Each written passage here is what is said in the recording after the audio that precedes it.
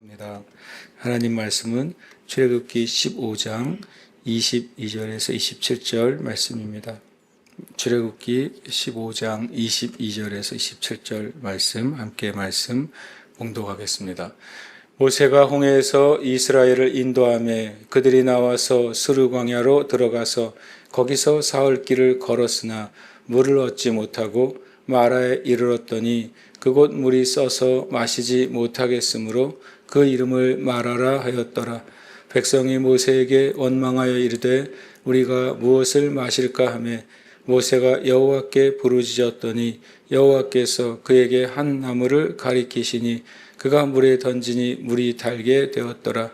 거기서 여호와께서 그들을 위하여 법도와 율례를 정하시고 그들을 시험하실세 이르시되 너희가 너희 하나님 나 여호와의 말을 들어 순종하고 내가 보기에 의를 행하며 내 계명에 귀를 기울이며 내 모든 규례를 지키면 내가 애굽 사람에게 내린 모든 질병 중 하나도 너희에게 내리지 아니하리니 이는 나는 너희를 치료하는 여호와임이라. 그들이 엘림에 이르니 거기에 물샘 12과 종려나무 70그루가 있는지라. 거기서 그들이 그물 곁에 장막을 치니라. 아멘. 할렐루야. 아멘. 이 시간 함께 하신 여러분에게 주님의 은혜가 더하시길 축복합니다. 출애굽기 15장 22절에서 27절 말씀은 이제 진정한 이제 출애굽에서 광야 생활로 완전히 그들의 삶이 전환되었습니다. 왜냐하면 홍해를 지나면서 이스라엘 백성을 430년 동안 노예로 삼았던 애굽과 애굽의 모든 군대가 전멸당했기 때문에 이제는 진정한 자유, 어떤 이제 몸에도 자유가 있지만 실은 그들의 삶에게도 진정한 자유가 주어졌습니다. 그러나 이제 앞으로 가야 될 이제 광야의 길 가운데 하나님의 은혜가 필요한데 그 하나님의 은혜는 하나님과의 바른 관계 가운데 있을 때만 부어지는 것이 하나님의 은혜인 것이죠. 그때 하나님께서 자신이 어떤 분이신지 또 이스라엘 백성과 어떻게 관계하시는지를 보여주시는 이제 일이 첫 번째 일어납니다. 그것이 이제 출애굽으로부터 계시된 하나님의 첫 번째 이름이죠. 하나님은 영원 전부터 영원까지 함께 하십니다. 그러나 이 성경 가운데 그 영원하신 하나님을 우리 인간이 한 번에 다 담을 수가 없습니다. 그래서 하나님이 우리가 인간이 이해하는 방식으로 그리고 또 사람에게 하나님이 관계하시는 방식으로 하나님을 나타내시고 또 그 나타내신 것에 대해서 사람들이 하나님을 알고 이해하게 하십니다.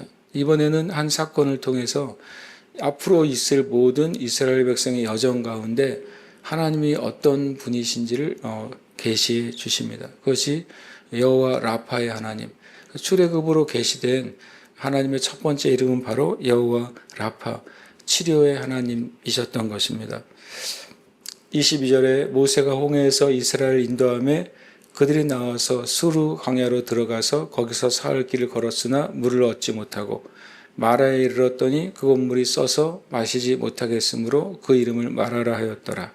수르라는 단어는 원래 돌다라고 하는 단어로부터 의미로부터 시작이 됐습니다. 그래서 그것이 수르는 돌아다니다 또 혹은 벽과 담 안에서 맴도는 상태를 수르라고 합니다.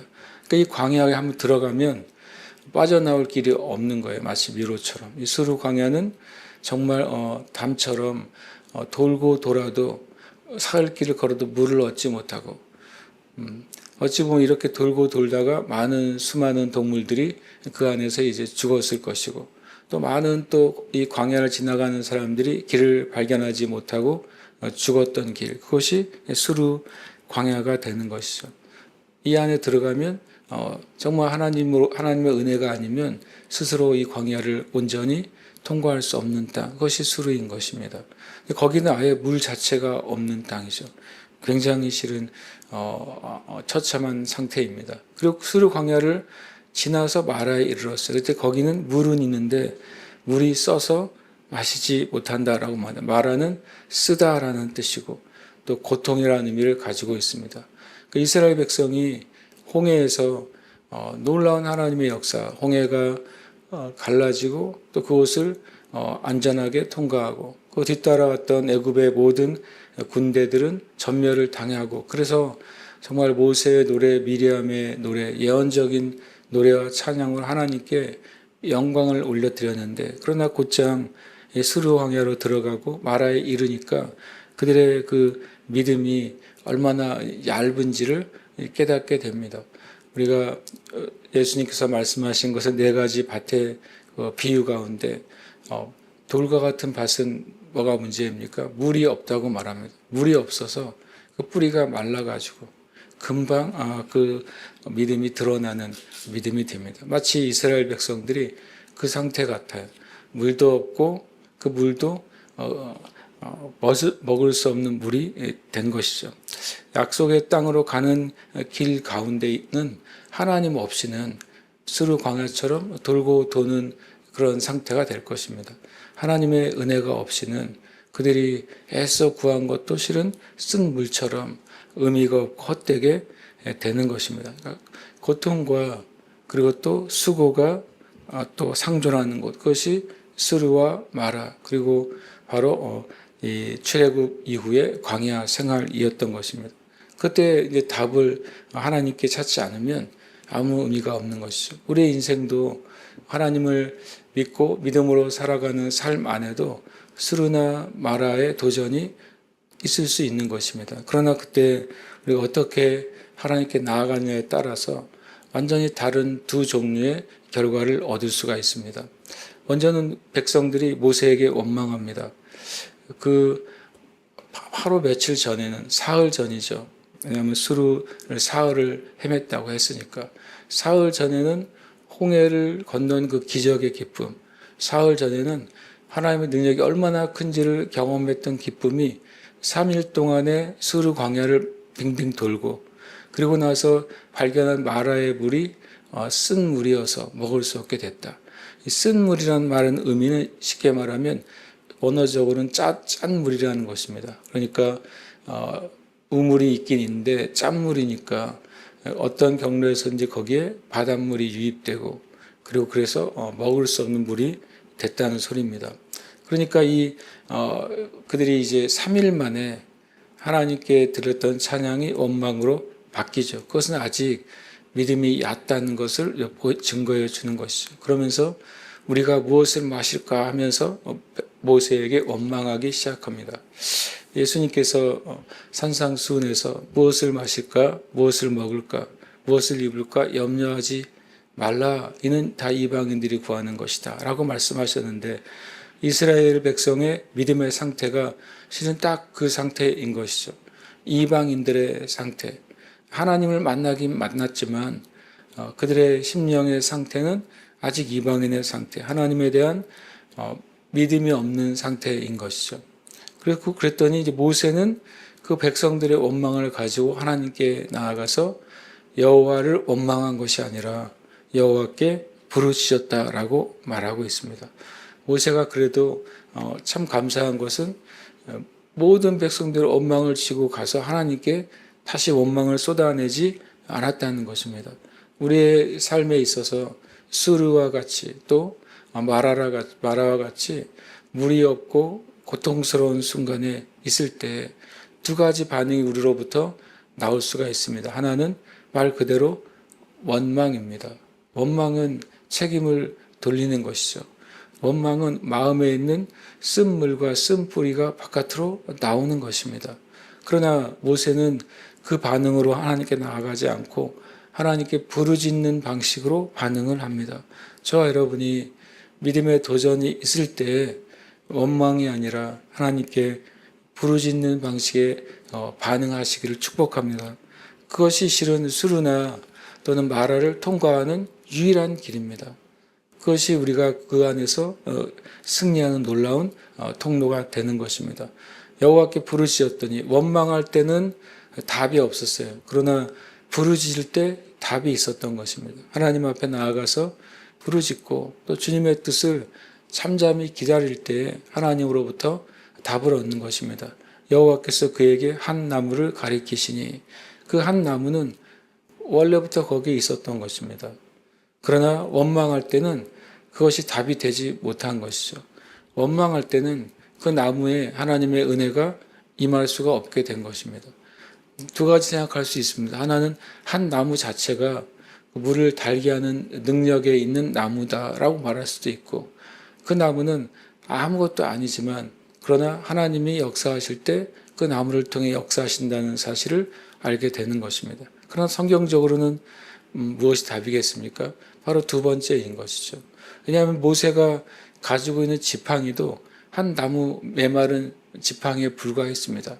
아무것도 아닌 것이죠. 그러나 하나님이 모세를 부르실 때 그 지팡이를 잡고 나의 능력을 행하라고 말씀하실 때 평범한 모세의 지팡이가 능력의 지팡이로 사용됩니다.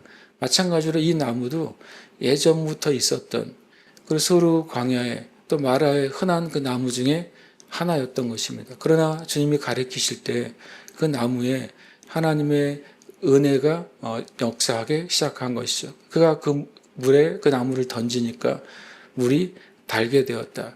쓴 것이 사라지게 되었다는 것입니다. 요즘 표현을 하면 물이 해독이 된 것입니다. 물이 해독이 되고 쓴물이 단물이 되는 것, 실은 죽음이 생명이 되는 것, 그 나무가 바로 예수 그리스도의 십자가의 은혜라는 사실을 우리는 보게 됩니다. 예수님이 지신 십자가, 그 십자가도 실은 그동안 수많은 진짜 죄인들을 처벌했던 십자가가 아니겠습니까? 저주의 십자가이고 죽음과 공포와 심판의 십자가이죠. 똑같이 예수님을 십자가에 달았던 그 십자가는 십자가 자체가 특별한 것이 아니라 예수 그리스도께서 그곳에 달리심으로 그 십자가의 은혜가 특별하게 된 것이고, 예수 그리스도의 십자가의 은혜가 생명이 되고 심판을 이기게 하는 하나님의 은혜가 된 것입니다. 마찬가지로 우리의 삶 가운데 우리가 하나님 앞에 원망이 아니라 부르짖음으로 나갈 때 바로 결국에는 우리를 어디로 이끄십니까? 한 나무로 이끄십니다. 바로 십자가에서 하나님이 베푸신 그 놀라운 은혜로 우리를 이끄시고, 십자가를 통해서 하나님 앞에 나아갈 때, 예수 그리스도를 통해서 은혜의 보좌 앞에 나아갈 때 우리의 삶에 있는 마라와 수르가 달게 되고 생명이 되고 은혜가 되는 줄 믿습니다. 거기서 여호와께서 그들을 위해 법도와 율례를 정하시고 그들을 시험하실세. 그들이 주님을 원망한 이유는 바로 진짜 말씀이 없기 때문인 것입니다. 하나님의 기준이 없기 때문에 그들이 자신의 기준으로 봤을 때는 곧 먹을 게 없으니까, 마실 게 없으니까 곧 죽을 것 같은 것입니다. 그것이 말씀이 없는 삶, 하나님의 말씀의 기준이 없으니까 자기 육신의 기준, 세상의 기준으로 성공과 실패, 삶과 죽음을 결정하는 것입니다. 그러나 하나님의 법도와 율례, 하나님의 말씀이 있는 순간 하나님의 말씀을 기준으로 진짜 성공과 실패가 무엇인지, 하나님의 말씀을 기준으로 진짜 의와 불의가 무엇인지를 깨닫게 되는 것입니다. 하나님의 말씀의 기준이 있느냐 없느냐, 아니면 육신과 세상의 기준으로 사느냐 아니냐가 실은 이 땅을 살아가는 진정한 성공과 실패의 기준이 되는 것입니다. 26절에 보니까 이르시되 너희가 너희 하나님 나 여호와의 말씀을 들어 순종하고 내가 보기에 의를 행하며 내 계명의 길을 기리고 내 모든 규례를 지키면, 이것이 25절에서 하나님이 세우신 규례예요. 처음 이스라엘 백성에게 주신 하나님의 법과 규례는 뭐냐면 앞으로 여호와의 말을 들어 순종해라. 하나님이 보기에 의롭다고 하는 것을 행해라. 그리고 하나님의 계명에 귀를 기울이고 모든 규례를 지켜라. 앞으로 이제 이스라엘 백성이 광야길을 가는 가장 근본적인 기준, 이게 가장 큰 전체의 기준인 것이죠. 앞으로 이제 살아가는 길, 광야 생활하는 방법이 뭐냐면 하나님의 말씀을 잘 듣고 순종하고 지키는 것, 이게 법도라는 것입니다. 이 마음이 있을 때 실은 십계명의 의미가 있는 거죠. 내 마음 안에 하나님 말씀에 순종하고 하나님의 의를 행하고 하나님 계명에 귀를 기울이고 내 모든 길을 지키려고 하는 그 태도가 없으면 아무리 정말 놀라운 계시가 부어져도 그것은 의미가 없는 것입니다.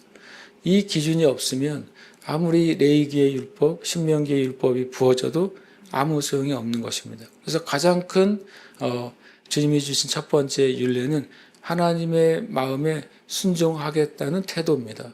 그렇게 하면 하나님께서 내가 애굽 사람에게 내린 모든 질병 중 하나도 너에게 내리지 아니하리니, 하나님 애굽 사람에게 내린 것이 무엇이었습니까? 10가지 재앙이었죠.